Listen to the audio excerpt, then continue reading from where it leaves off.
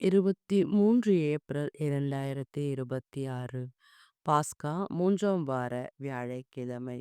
முதல் வாசகம். அந்நாட்களில் ஆண்டவரின் தூதர் பிலிப்பிடம், நீ எழுந்து எருசலேமிலிருந்து கசகசாவுக்கு செல்லும் வழியாக தெற்கு நோக்கி போ என்றார். அது ஒரு பாலைநில பாதை. பிலிப்பு அவ்வாறே புறப்பட்டு போனார். அப்பொழுது எத்தியோப்பிய அரச அலுவலர் ஒருவர் எருசலேம் சென்று கடவுளை வணங்கிவிட்டு திரும்பி சென்று கொண்டிருந்தார். அவர் ஒரு அலி.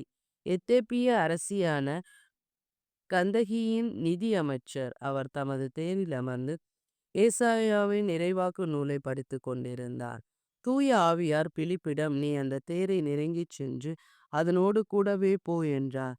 பிலிப்பு ஓடி சென்று அவர் எசாயாவின் இறைவாக்கு நூலை வாசிப்பதை கேட்டு, நீர் வாசிப்பதின் பொருள் உமக்கு தெரிகிறதா என்று கேட்டார். அதற்கு அவர், யாராவது விளக்காவிட்டால் எவ்வாறு என்னால் அறிந்து கொள்ள முடியும் என்று கூறி தேரில் ஏறி தன்னோடு அமருமாறு பிலிப்பை அழைத்தார்.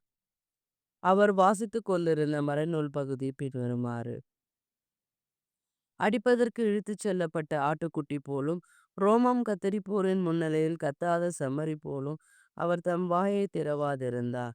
தாழ்வுற்ற நிலையில் அவருக்கு நீதி வழங்கப்படவில்லை. அவருடைய தலைமுறையை பற்றி எடுத்துரைப்பவர் யார்? ஏனெனில் அவருடைய உயிர்தான் எடுக்கப்பட்டு விட்டதே. அவர் பிலிப்பிடம், இறைவாக்கினர் யாரை குறித்து இது கூறுகிறார்? தம்மை குறித்தா அல்லது மற்றவரை குறித்தா? தயவு செய்து கூறுவீரா என்று கேட்டார். அப்பொழுது பிலிப்பு இந்த மறைநூல் பகுதியிலிருந்து தொடங்கி இயேசுவை பற்றிய நற்செய்தியை அவருக்கு அறிவித்தார். அவர்கள் போய்க்கொண்டிருந்த வழியில் தண்ணீர் இருந்த ஓர் இடத்துக்கு வந்தார்கள். அப்பொழுது அவர், இதோ தண்ணீர் உள்ளதே, நான் திருமுழுக்கு பெற ஏதாவது தடை உண்டா என்று கேட்டார். அதற்கு பிலிப்பு, நீர் முழு உள்ளத்தோடு நம்பினால் தடையில்லை என்றார்.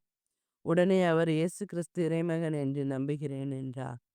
உடனே அமைச்சர் தேரை நிறுத்தக் கூறினார். பிலிப்பு அமைச்சர் ஆகிய இருவரும் தண்ணீருக்குள் இறங்கினர். பிலிப்பு அவருக்கு திருமுழுக்கு கொடுத்தார். அவர்கள் தண்ணீரிலிருந்து வெளியேறியவுடன் ஆண்டவரின் ஆவியார் பிலிப்புவை எடுத்து சென்று விட்டார். அமைச்சர் அதன் பின் அவரை காணவில்லை. அவர் மகிழ்ச்சியோடு தம் வழியே சென்றார். பின்பு பிலிப்பு ஆசோத்து என்னும் இடத்தில் காணப்பட்டார். சிசரியா போய் சேரும் வரை அவர் சென்று நகரங்களிலெல்லாம் நற்செய்தியை அறிவித்தார். ஆண்டவரின் அருள்வாக்கு.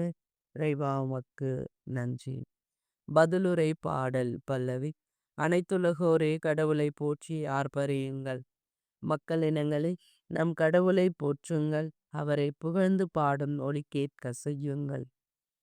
நம்மை உயிர் வாழ செய்தவர் அவரே, அவர் நம் கால்களை இடரவில்லை. பல்லவி. அனைத்துலகோரே கடவுளை போற்றி ஆர்ப்பரியுங்கள். கடவுளுக்கு அஞ்சு நடப்போரே அனைவரும் வாரீர் கேளீர். அவர் எனக்கு செய்தனை எடுத்துரைப்பேன். அவரிடம் மன்றாட என் வாய் திறந்தது. அவரை ஏத்தி புகழ என் நாய் எழுந்தது. பல்லவி. அனைத்துலகோரே கடவுளை போற்றி ஆர்ப்பரியுங்கள். என் மன்றாற்றை புறக்கணியாத கடவுள் போற்றி. தம் பேரன்பை என்னிடம் நீங்காத இறைவன் போற்றி. பல்லவி. அனைத்துலகோரே கடவுளை போற்றி ஆர்ப்பரியுங்கள்.